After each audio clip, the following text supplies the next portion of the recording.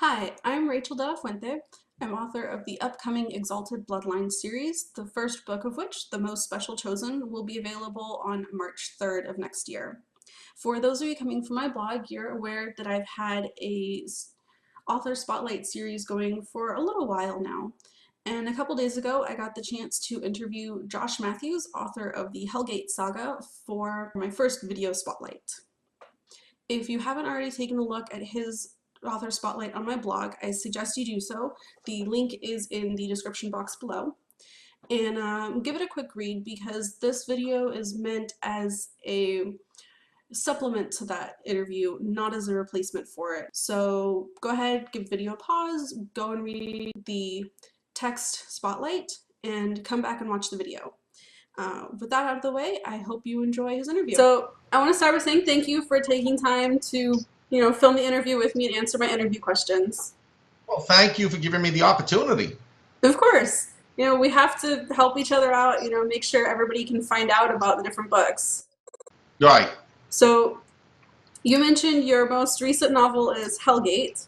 So yes. Tell us a little bit about it. Hellgate is a young adult post-apocalyptic novel. It's about Jason McCreary, a 16-year-old boy whose mother attempted a failed scientific experiment that blew open portals between Earth and Hell. And all the demons from Hell are now flooding into Earth. And he takes it upon himself to sort of clear the family name to go out and destroy all the demons and close down the portal. Poor guy's got a big job. He does. And then he finds out at the end of the first book that there are 4 other portals he's got to run around the world and try to close. So. Oh my. I really feel sorry for him. Oh, I had a great time with the book, because, it's demons from hell. You can do what you want. I'm not restricted to typical vampire, your typical zombie, your typical ghost. And I let my imagination run wild. Well, that's always fun. It's the best part of writing horror. Yes, that's true. Now, I noticed you mentioned that there's a sequel that comes out next month. Do you know yet how many books will be in the series? 5 books in total. They're going to go, the first one takes place in France. The second one, they go to close the gate in Russia.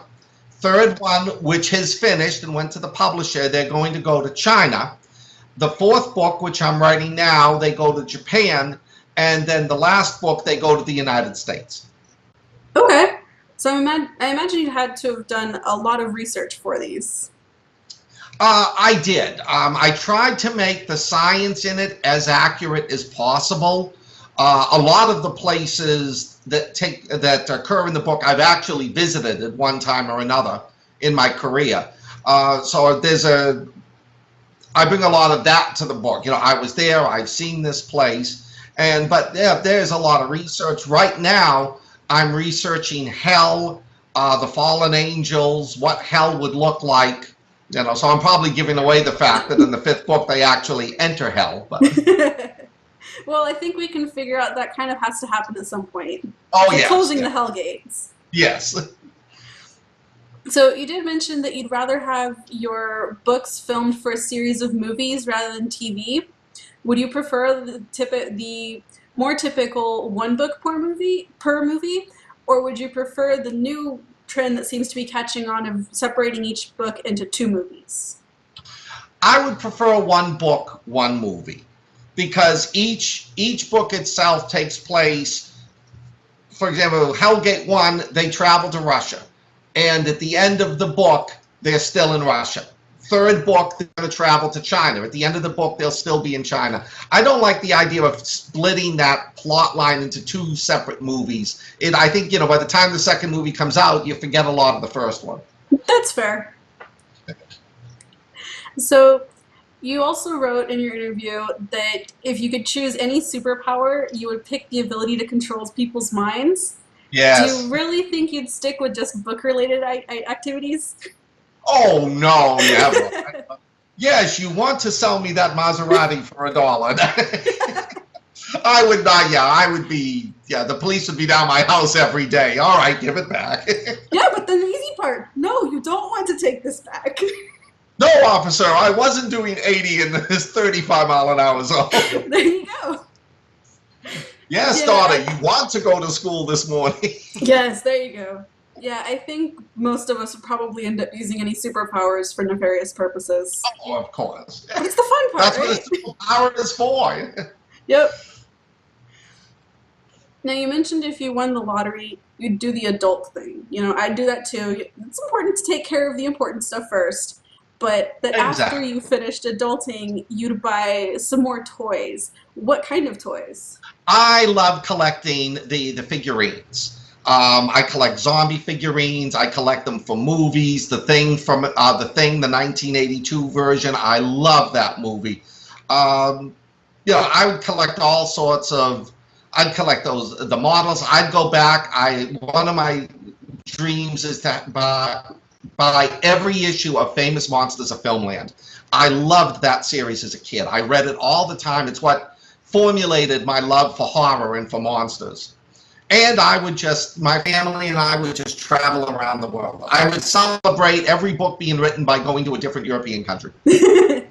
I'm right there with you. You know, I've got 3 display cases in my living room that are all different figurines and pop figures, all by different fandoms. And I definitely, my travel bucket list is probably longer than I'll be able to finish in my lifetime. So, also, since you don't have a question that you've necessarily always wanted to be asked, what's the worst question you've been asked in an interview? But I promise I won't make you answer it. You know, I don't know if there really is a worse question that I've been asked. I mean, I've done some really strange things. Like, we were at a panel once in which we were talking about how far is too far with regards to sex and violence in books. And a gentleman in the audience stood up and he said that he was doing a anthology for an Oceanographic Institute, and he was putting together to raise money a book about an anthology on tentacle sex, and challenged all of us to write a story. Well, you don't challenge me to write a story. So I wrote the story and I sent it off, and I mean, it's just pure bizarre. You know, it's not the Japanese forcing the girl. I mean, this woman actually like enjoys her brief fling with the giant starfish. And then the guy writes back and says to me, she goes, "This is disgusting. I can't use this." I'm like, okay, it's tentacle sex. What did you expect? Hard to say. People have interesting expectations sometimes. I mean, I love the fans. I love meeting them. I think the worst thing I've heard is when I'm at conventions and I say, "Are you interested in, reading horror?" I find it really heartbreaking how many people do, "Oh, I don't read anymore." Yeah. Well, unfortunately, you have people that are, tout the fact that they don't read anymore. I know. It's horrible. I mean, now that I'm married, I've got a child, I'm, working on 3 or 4 projects at once. If I read 100 pages a week, I consider myself lucky. And, even then I'm feeling like, ooh, I should be reading more. Yeah. Yeah, I've noticed that my reading has unfortunately taken a very big hit since I started writing. Yeah. I'm not one of those lucky people that can read something and work on writing at the same time. My stories start crisscrossing, or more typical is I will stop writing because I want to read. Yeah. Well, that's what happens to me. I get locked into this book is good, and then I go a week without writing, or like every free moment I'm typing away, and then I realize, it's 3 in the morning. I got to get up in an hour. Yeah. Yeah, it gets so hard. A book, you've got a finished story right there and you can go all the way through. Yeah. Versus when you're writing it, you're going, I have to write this to get to the end of my story. So thank you for participating. Now, I want to see the cover of your book. So can we see your book? This is, let's see, is good. This is Hellgate. This is the book that's currently out, the first book. The second book, Hellgate 2, it's actually called Wasteland in Red Square, book 2 of the Hellgate saga. I'm doing a month-long in October I'm doing a month-long book launch. I'm going to be doing a cover reveal. We're going to be giving away free Kindle copies for a week of Hellgate.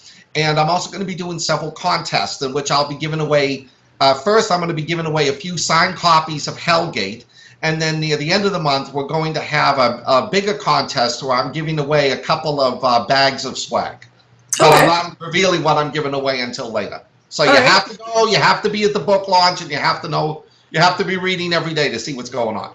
Well, I'm assuming there'll be more details either on your website or on your Facebook page? Yes, yes. I'm actually posting today details on my Facebook page about what events are going to take place when.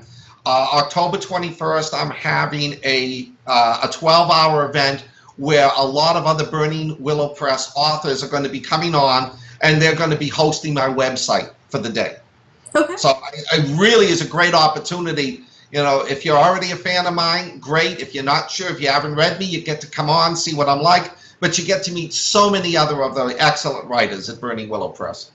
Well, that sounds like a lot of fun. Your website and Facebook page and any other social details you want will be down in the description box. And of course, everything will be available on your written interview over on my blog.